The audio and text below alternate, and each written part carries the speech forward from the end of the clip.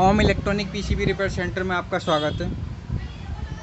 आज एक हमारे सब्सक्राइबर हैं, उन्होंने कहा था कि एमसीयू कैसे वर्क करता है, कैसे काम करता है। तो मैं बता दूं, एमसीयू जो होता है हमारा, एमसीयू का फुल फॉर्म होती है माइक्रो कंट्रोलर यूनिट।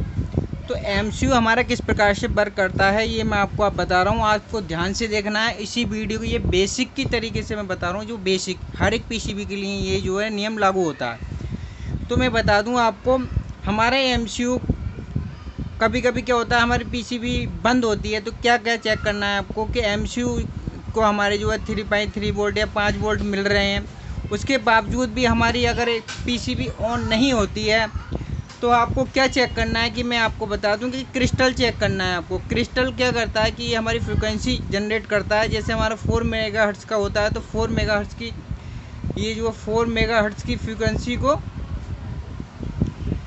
जनरेट करता है। तो ये जो है एक पे जो तुम्हें लगभग 2 वोल्ट मिलेंगे, एक पे लगभग 2.5 वोल्ट के करीब आपको मिलेंगे। तो ये वोल्ट मिलने चाहिए। अगर यहाँ पे एक पे वोल्ट नहीं मिलते हैं तो हमारा जो है क्रिस्टल ख़राब होता है। तो इस प्रकार से आप ये क्रिस्टल को चेक करने के बाद आपकी पीसीबी ऑन हो जाएगी। या फिर एक इसमें और होता है, मैं बता दूं आपको,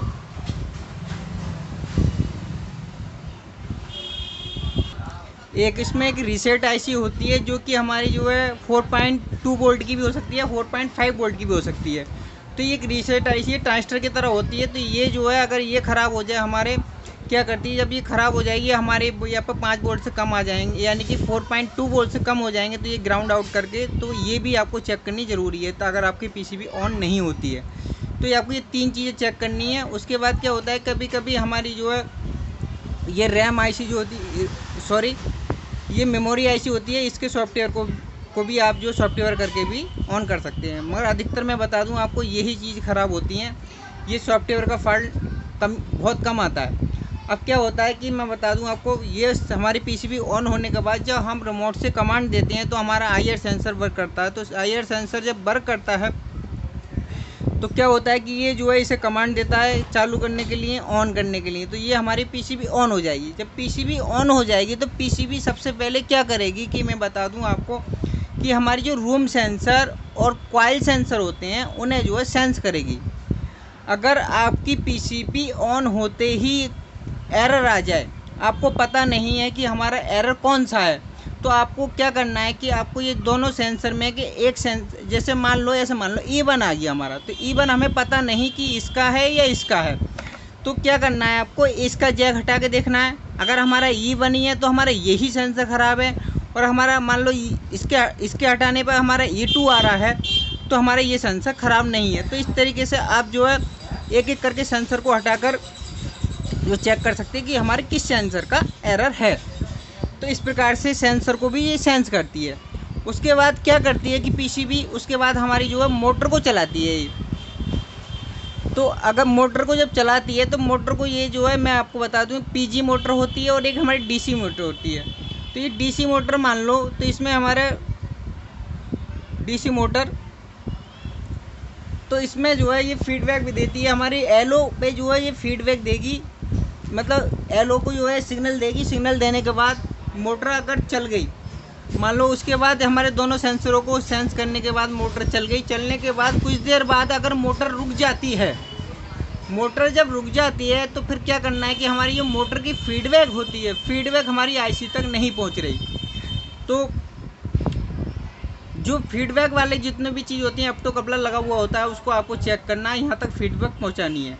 ये भी ऑप्टो कपलर द्वारा ही लगाकर यहाँ पे जो है एक सप्लाई बना के दी जाती है, जो कि हमारी 0.2 वोल्ट से लेकर 7 से 8 वोल्ट तक होती है। तो इस प्रकार से जो है मोटर का एरर आता है, यानी कि ये हमारे दोनों सेंसर को सेंस करने के बाद हमारा मोटर को सेंस करेगी। अगर मान लो हमारे ऑन होते ही अगर कोई एरर नहीं आता, कुछ देर बाद आता है, तो समझ लो हमारा मोटर का एरर है। तो ये आपको मोटर का एरर चेक करना है कि कुछ देर बाद आने का मतलब ये है कि हम मोटर को सेंस करके जो है मोटर का एरर आ रहा है। मोटर को सेंस करने के बाद क्या करती है ये पीसीबी कि ये जो है अगर मान लो हमारे इंडोर, ये जो है फिर कंप्रेसर को सप्लाई आउट कर देती है। यानी कि 3 मिनट का समय होता है, वो सारा कुछ इन्हें सेंस करने का ही समय होता है। वो सेंस करने के बाद यानी कि इन्हें सब कुछ रिक्वायरमेंट पूरी करने के बाद जो है कंप्रेसर को चलाती है। अगर ये रिक्वायरमेंट पूरी नहीं होगी तो ये कंप्रेसर को नहीं चलाएगी।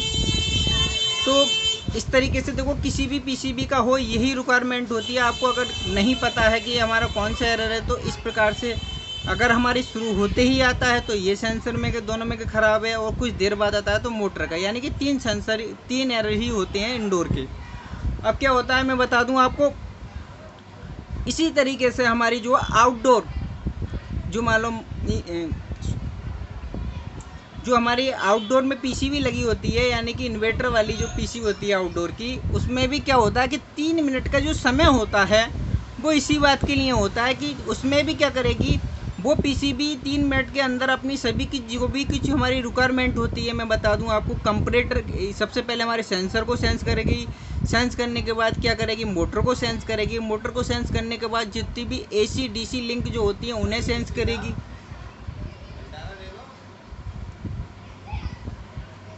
एसी डीसी लिंक है उन्हें सेंस करेगी, और जितने भी कंपरेटर हैं, मतलब जो हमारी ओवर करंट के जो कंपरेटर होते हैं उन्हें भी सेंस करेगी। यानी कि सब कुछ जो 3 मिनट के अंदर अपने जो सेंस करके वो बैठ जाएगी। उसके बाद क्या होगा कि ये हमारी इंडोर क्या करेगी, कम्युनिकेशन द्वारा सिग्नल देगी आउटडोर को सिग्नल देगी कि आप जो है चलाएं।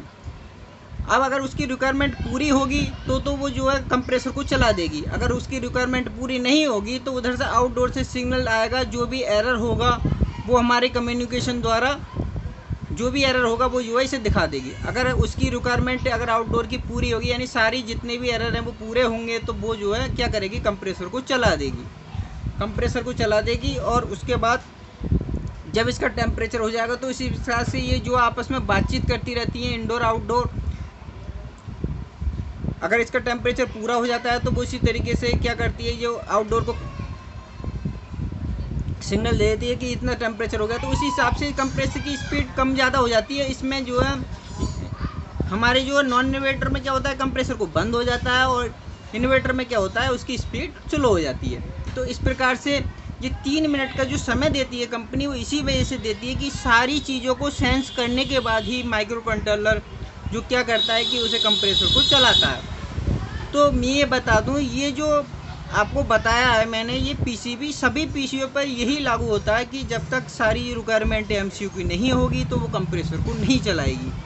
और अगर इंडोर में अगर रिक्वायरमेंट पूरी नहीं होगी तो वो जो एरर दे देगी इंडोर में, और उसके बाद जो आउटपुट में सिग्नल नहीं देगी। तो इस प्रकार से जब तक दोनों एमसीयू आपस में की रिक्वायरमेंट पूरी हो जाएगी और आपस में बातचीत कर लेंगे, तभी जो है कंप्रेसर चलता है। अगर कंप्रेसर चलने के बाद किसी तरह का कोई एरर आता है तो वो आउटडोर पीसीबी में जो भी कुछ है वो एरर आएगा बाद में। फ़िलहाल जब तक चला देगी तो जब तक तो दोनों में बातचीत हो जाएगी। तो ये बिल्कुल इसी तरीके से जो है सारी पीसीबीयाँ जो हैं वर्किंग होती है सभी सारी पीसीबीओं की। तो इसी प्रकार से आपको अच्छी तरीके से समझना है। वीडियो अच्छी लगी भाई लोगों तो कमेंट अवश्य कर दिया करें, लाइक कर दिया करें और सब्सक्राइब अवश्य करें। वीडियो पूरी देखा करें। जय हिंद, जय भारत।